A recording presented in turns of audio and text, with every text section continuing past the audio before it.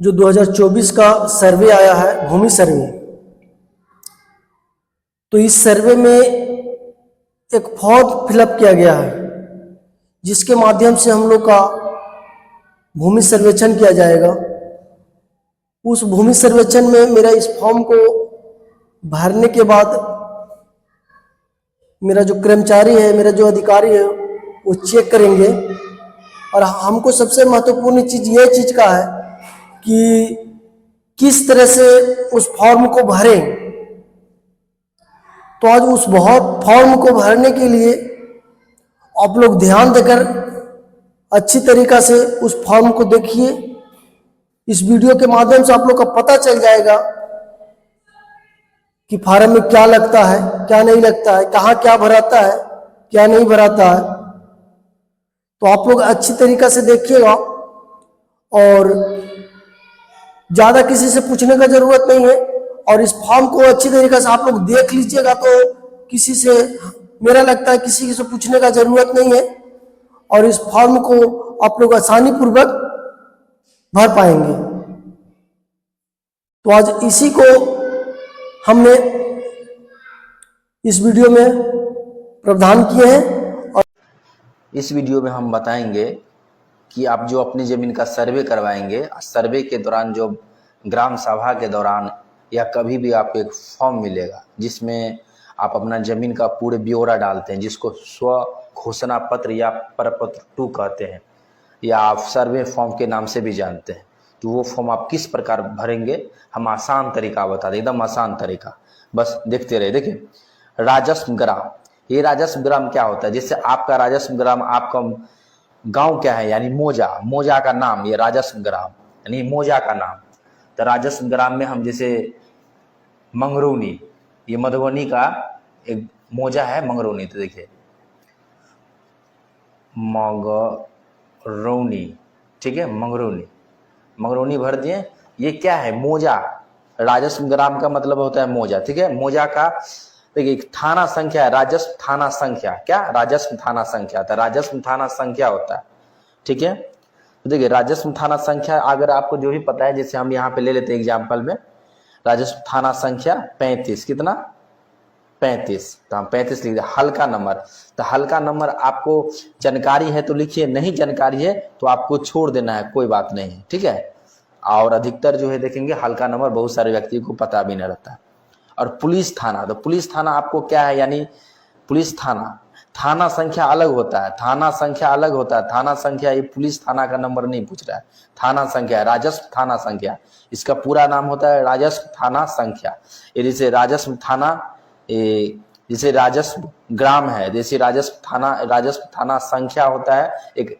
इसी को अगर पूरा नाम बोलेंगे तो राजस्व थाना नंबर बोल सकते हैं। तो राजस्व थाना नंबर हम लिख दिए, हल्का नंबर नहीं है तो छोड़ देना है, ठीक ना। अधिकतर व्यक्ति को पता नहीं होगा तो आपको छोड़ देना है। वो सर्वे का जो टीम होगा वो अपना भर देंगे। उसके बाद पुलिस थाना जो भी है, तो राजनगर है तो राजनगर लिख दिए, ठीक है। इसी प्रकार राजनगर हो गया। अंचल जो भी है तो अंचल जो भी है तो लिख दीजिएगा। जैसे अंचल भी राजनगर है तो राजनगर हम लिख दिए, ठीक है। इसी प्रकार जैसे जिला तो मधुबनी है तो मधुबनी लिख दिए। और इसके बाद जो है आपको ओरिजिनल चीज में हम आते हैं। देखिए यहाँ पे फर्स्ट में लिखा है रैयत का नाम, स्व हिस्सेदारों का नाम एवं अंश अगर कोई हो सहित एवं पिता का नाम।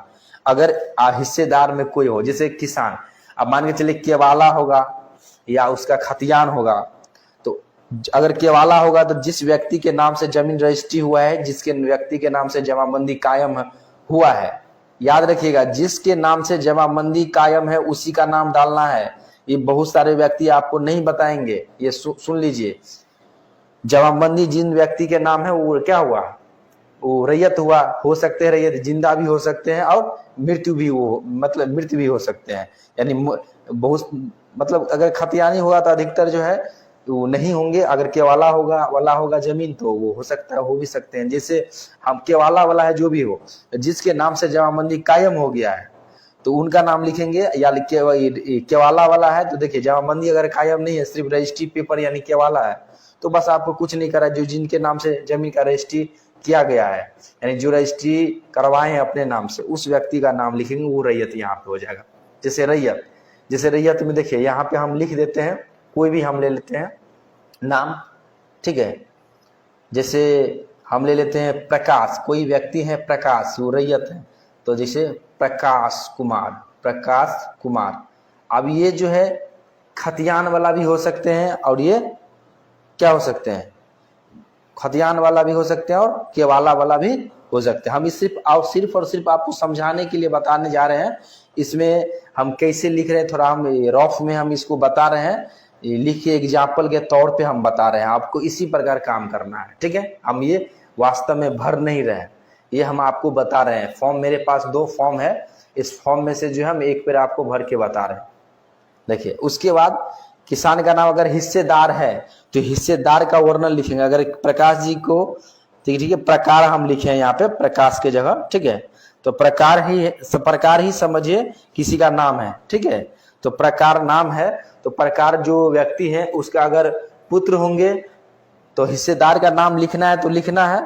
अगर हिस्सेदार नहीं है, क्या हिस्सेदार नहीं है, तो आप डायरेक्ट भी उसके नाम के बाद पिता लिख सकते हैं, पिता का नाम लिख सकते हैं, ठीक है। तो आपको आगे बढ़ना है इसमें, ठीक है। जैसे हम प्रकार कुमार लिखें, क्या प्रकार कुमार लिखें, इसके बाद गौर कीजिएगा, ध्यान रखिएगा यहाँ पे, इसमें जो अंश है, जितने व्यक्ति अंश है, अगर इसको 2 भाई रहेगा तो दोनों भाई को नाम लिखेंगे। जैसे सोनू कुमार, क्या पहला सोनू कुमार और दूसरा जैसे राकेश कुमार।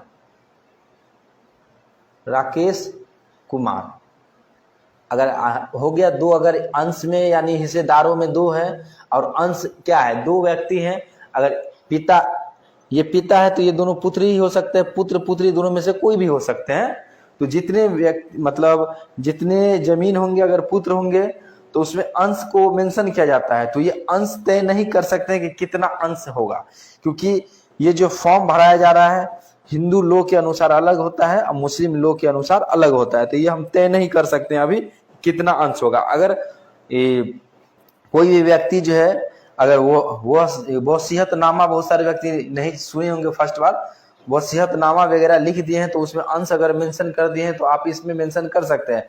अन्यथा ये अगर हिंदू का अलग होता है और मुस्लिम का अलग हो सकता है, क्योंकि उसमें हिस्से का वर्णन बेटा बेटी का अलग अलग होता है, ठीक ना। क्योंकि इसमें बेटा और बेटी का दोनों का नाम देना है। अगर बेटा भी हिस्सेदार है तो बेटा का भी नाम देना है और पुत्र का भी देना है, ठीक है। जितने व्यक्ति हिस्सेदार हो, लड़का हो या लड़की हो, आपको इसमें लिखना है। और इसका पिता, आप मान के चले 2 ही, इसका प्रकार जी का 2 ही पुत्र थे तो दोनों का नाम लिख दिए हिस्सेदार, और अंश हम नहीं लिख रहे हैं। अगर अंश हो तो अंश हम फिक्स नहीं कर सकते। वसीयतनामा रहता तो उसमें लिखा रहता, लेकिन यहाँ पे कुछ नहीं है तो हम क्या करेंगे, मेंशन कर दिए हैं।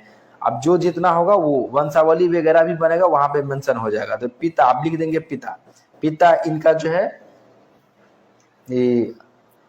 जैसे इसका पिता का कुछ भी नाम ले लेते हैं एग्जाम्पल के लिए। जैसे छोटा नाम होता है राम, तो राम लेते हैं, राम कुमार, ठीक है।